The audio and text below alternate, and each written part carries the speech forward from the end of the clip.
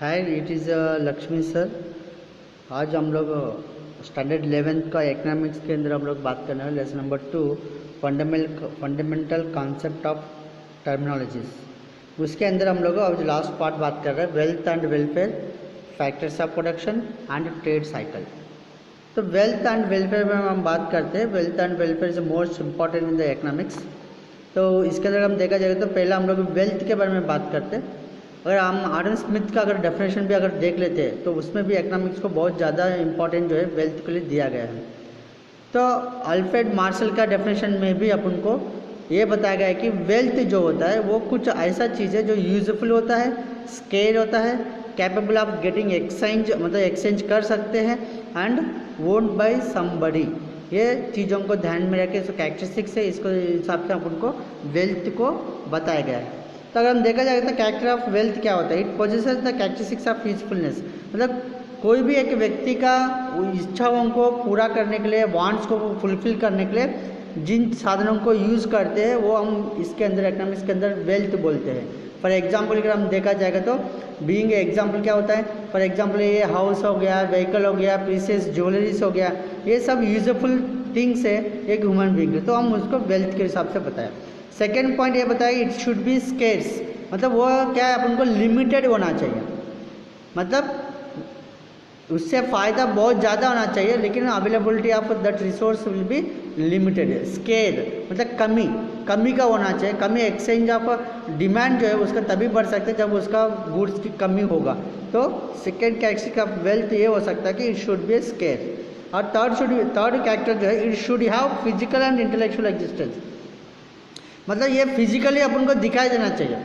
Wealth should be an existence which can be exchanged, क्योंकि physical existence रहेगा तभी हम उसको एक्सचेंज कर सकते हैं। और दूसरा जो इंटेलेक्चुअल बोला that is ability to understand या the optimum of human being their physical abilities. इससे अगर जो भी एक व्यक्ति की फिजिकल शारीरिक क्षमता जो भी होता है वो भी अपन को वेल्थ के अंदर आता है। Ability and assets of a human being, जो भी एक व्यक्ति के अंदर जो भी ताकत रहता है, एबिलिटी रहता है, स्किल्स रहता है, वो भी अपन को वेल्थ के अंदर ही गिनती में लिया जाता है। अगर हम फोर्थ पॉइंट अगर बात करते हैं wealth constitutes goods and which are capable of exchange. Wealth वो चीज़ होता है जहाँ पे हम उन चीज़ों को दूसरा चीज़ों के साथ एक्सचेंज कर सकते हैं, पैसे के साथ एक्सचेंज कर सकते हैं, मनी के साथ एक्सचेंज कर सकते हैं, सर्विसेज के साथ एक्सचेंज कर सकते हैं, उसको ही हम लोग वेल्थ बोला।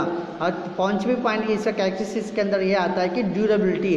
Durability means it can be used for a long time, it have a durability, मतलब कोई भी एक वस्तु एक चीज़ ऐसा होगा जिसको सेटिस्फाई करने के लिए ह्यूमन वांट्स फ्यूचर में भी वो एग्जिस्टेंस होना चाहिए, मतलब पूरी तरह से आज ख़त्म नहीं होना चाहिए, इन फ्यूचर में भी उसको हम इस्तेमाल करें, ऐसा एग्जिस्टेंस उस प्रोडक्ट का या उस चीज़ का या उस कंज्यूमर एबिलिटी का होना चाहिए। तो उसको हम ड्यूरेबिलिटी का हिसाब से हम लोग देखा जाए तो वो वेल्थ होता है। फॉर एग्जाम्पल हम देखा जाए तो लैंड है, हाउस है, प्रीशियस ज्वेलरीज है, ये सब ड्यूरेबल गुड्स है, तो इसको हम लोग वेल्थ के हिसाब से गिनती में लेते हैं। और दूसरा जो है फूड ग्रेन्स है, जो फूड ग्रेन जो है कुछ ऐसा फूड ग्रेन्स होता है जहाँ पे पेरिस हो जाता है इन शॉर्ट टर्म, कम समय में ही वो ख़राब हो जाता है, जैसा वेजिटेबल्स है, फूड ग्रेन्स है। हाँ, इस तरह का मार्केट में जो चीज़ अवेलेबिलिटी होता है खाने पीने का सामान जो है वो कम लंबा समय तक हम लोग नहीं रख सकते, तो उसको हम लोग इधर वेल्थ के अंदर नज़र में नहीं लिया गया है, लेकिन ये लेके भी बाद में वेल्थ को रीडिफाइन किया गया है। इसके बाद अगर हम बात करते हैं टाइप्स ऑफ वेल्थ, इसके अंदर अपन को कई तरह का वेल्थ हम बात कर सकते हैं। इंडिविजुअल वेल्थ है, सोशल वेल्थ है, नेशनल वेल्थ है, इंटरनेशनल वेल्थ है, इसका कई तरह का एग्जांपल्स हम लोग देख सकते हैं, ठीक है ना। सोशल मतलब समाज के हिसाब से, इंडिविजुअल मतलब एक व्यक्ति के पास खुद की जो होता है वो इंडिविजुअल होता है, और एक समाज के लिए अगर पूरी सब लोग इस्तेमाल कर सकते हैं ऐसा कुछ होता है वो सोशल वेल्थ होता है। वैसे ही national wealth, international wealth. National wealth मतलब विद इन द कंट्री के अंदर जो भी धन दौलत संपदा नेचुरल रिसोर्स जो भी होता है एक देश के लिए होता है वो नेशनल वेल्थ होता है। अगर वही इंटरनेशनल लेवल में होता है तो वो ओवरऑल कंट्रीज अगर यूज़ कर सकता है ऐसा कुछ रिसोर्स होगा तो हम उसको इंटरनेशनल वेल्थ बोलते हैं। वैसे अगर हम सेकेंड टॉपिक में आते हैं वेलफेयर। वेलफेयर क्या होता है, welfare means enhancement of life situation, stand of living, मतलब लोगों की जीवन विधान को बेहतर बनाने के लिए जो भी कोशिश किया जाता है, जो भी साधनों का इस्तेमाल किया जाता है और जो भी साइंसेस को स्टडी किया जाता है उसको हम लोग वेलफेयर बोलते हैं। अगर वेलफेयर में अगर हम देखें तो ऑल ह्यूमन एक्टिविटीज, इकोनॉमिक और non economic are ultimately done with the purpose of improving of life. हर तरह का चीज़ जो भी इकोनॉमिक होता है, नॉन इकोनॉमिक होता है, हर तरह का चीज़ जो है मनुष्य अपनी ज़िंदगी को बेहतर बनाने के लिए कोशिश करते हैं, वो एक्टिविटीज़ को हम लोग वेलफेयर के अंदर गिनती में ले सकते हैं।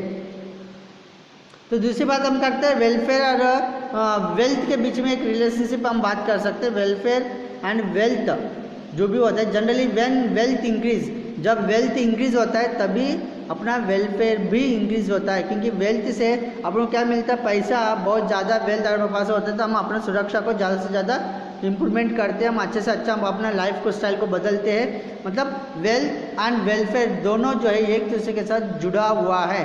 जिसके पास बहुत सारा पैसा है वो अपने हेल्थ को अच्छा खासा मेंटेन कर सकता है, अपना वेलफेयर अच्छा खासा, अपना फैमिली को वेलफेयर में रख सकता है, सिक्योर कर सकता है। लेकिन जिसके पास अच्छा खासा इनकम नहीं होगा, अच्छा खासा वेलफेयर नहीं होगा, अच्छा खासा वेल्थ नहीं होगा, उसका वेलफेयर थोड़ा बहुत दिक्कत में अपन को देखने के लिए मिलेगा। इसके बाद हम बात करते हैं factors of production, land, labour, capital, entrepreneur. ये चार चीज़ के बिना कोई भी एक वस्तु को हम लोग तैयार नहीं कर सकते हैं, क्योंकि एक छोटे से छोटा पिन के लेके एक बड़ा से बड़ा एरोप्लेन या सबमर्सिबल मशीन से या बड़ा बड़ा मशीन से अगर तैयार करना है तो आपको कंपलसरी ये चार फैक्टर्स चाहिए, land, labour, capital and entrepreneur. तो ये चीज़ों के बिना हम कोई भी वस्तु को तैयार नहीं कर सकते। तो land is a gift of nature है, हमको पता है लैंड जो है वो गिफ्ट ऑफ नेचर है, तो हम उसको total supply of land is fix, land जो है फिक्स है, उसको कोई बढ़ा नहीं सकते, कोई कम नहीं कर सकते। लैंड आपको फिक्स है, तो ये लैंड जो है इमूवेबल है। और क्या बोलते हैं, लैंड जो है इमूवेबल है, हम अपने ज़मीन को एक जगह से दूसरी जगह पे हम लोग लेके नहीं जा सकते हैं। तो all type of land are different in their fertility. हर तरह का लैंड अगर हम देखा जाए तो उसका हिसाब से अलग अलग तरह का फर्टिलिटी के हिसाब से वो लैंड में भी क्लाइमेटिक कंडीशंस की वजह से भी वो लैंड में भी अपन को फ़र्क देखने के लिए मिलेगा। दूसरी चीज़ है लेबर। अगर लेबर जो is a physical and intellectual existence of a human being, जो भी व्यक्ति का शारीरिक शक्तियाँ और मानसिक शक्तियाँ जो भी होता है, अगर हम उसको यूज़ करते हैं तो उसको हम लेबरिंग बोलते हैं। अगर लेबर का अगर हम देखें तो labour can not be separated from the labour. Labourer जो भी लेबरिंग वो लोग करते हैं, जो भी इस्तेमाल वो लोग ताकत इस्तेमाल करते हैं या उनके दिमाग इस्तेमाल करते हैं, उसको हम लोग उस लेबर से अलग नहीं कर सकते, उस व्यक्ति से अलग नहीं कर सकते।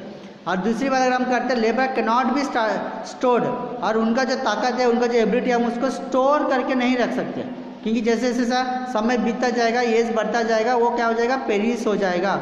The mobility of labour is influenced by social and economical reason.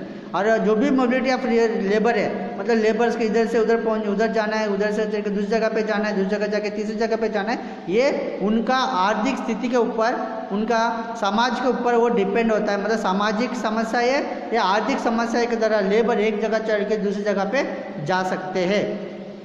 The efficiency of every labour is different. हर एक व्यक्ति का जो एफिशिएंसी होता है वो अलग अलग होता है।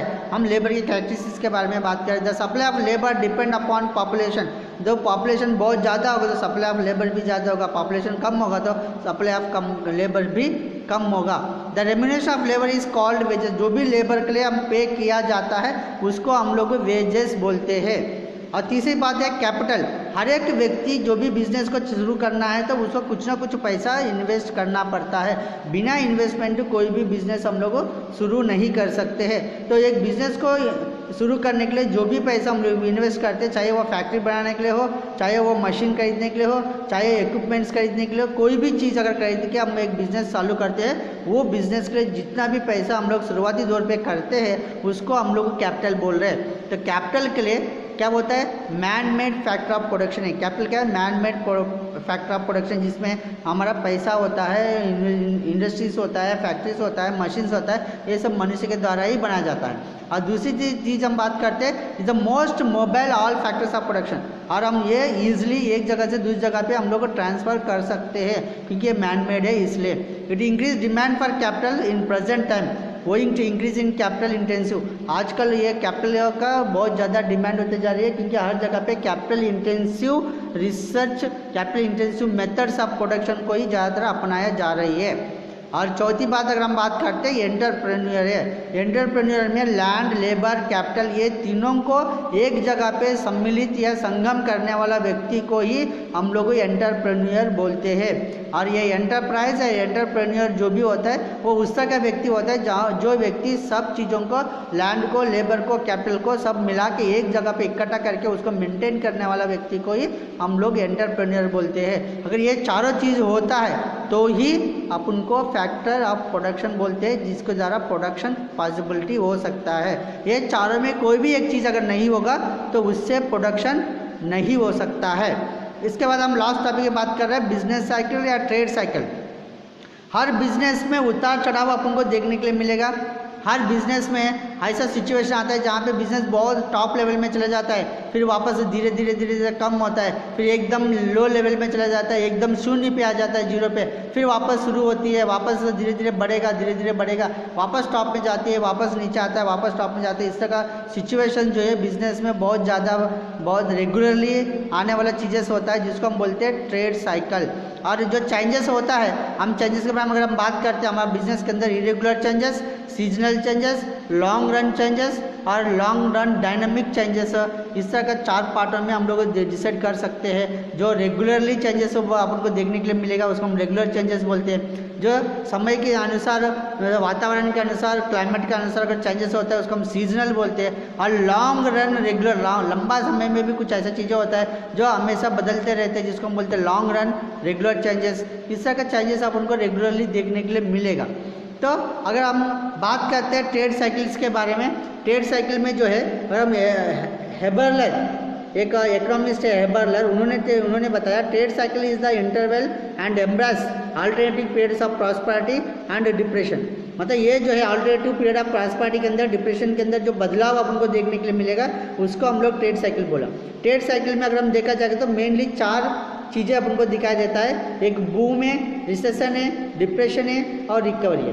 बूम मतलब उस तरह का सिचुएशन है जहाँ पे अपन को नंबर 3 इसके अंदर बताया गया है, जहाँ पे बिजनेस का सिचुएशन जो बहुत टॉप लेवल में रहेगा।